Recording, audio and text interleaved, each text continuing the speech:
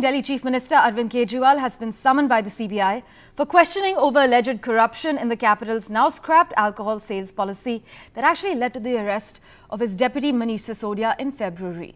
Now, Kejriwal has been asked to be present at the agency headquarters at 11 a.m. tomorrow to answer queries of the investigating team. Sources in the agency, meanwhile, said they have uncovered fresh evidence and have grounds to question the Chief Minister now. But why Sunday? Well, they say the date was set for Sunday so that it does not disrupt the Chief Minister's work.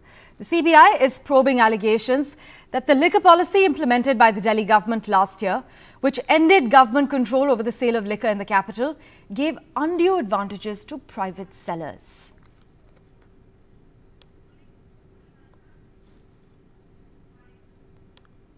देखिए, हर तरह के उत्पीड़न की कार्रवाई कर रहे हैं लोग, हर स्तर पे उतर आए हैं।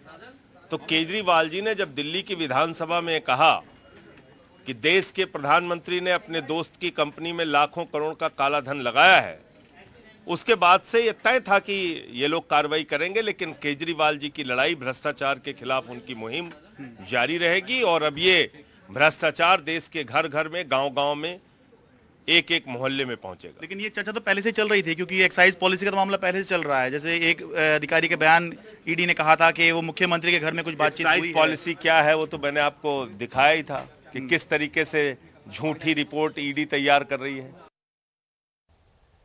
आज जब उनको समन हुआ, हम जैसे लोगों को या जो सत्य जानना चाहते हैं उनको राहत मिली होगी कि चलो, बड़ा पद पे होने से जांच बाधित नहीं होती है। इसलिए अरविंद केजरीवाल को सम्मन है, पूछताछ होगी। दिल्ली की जनता बहुत राहत महसूस कर रही है। मैं सीधे अपनी लोकसभा से आ रहा हूं और जैसे ही पता चला कि अरविंद केजरीवाल को सम्मन हुआ है, पूछताछ होगी, वहां जो लोग बैठे थे, लोग तालियां बजाए। इससे मैं ये समझ रहा हूं कि दिल्ली की जनता जानना चाहती है व्हाट इज द ट्रूथ।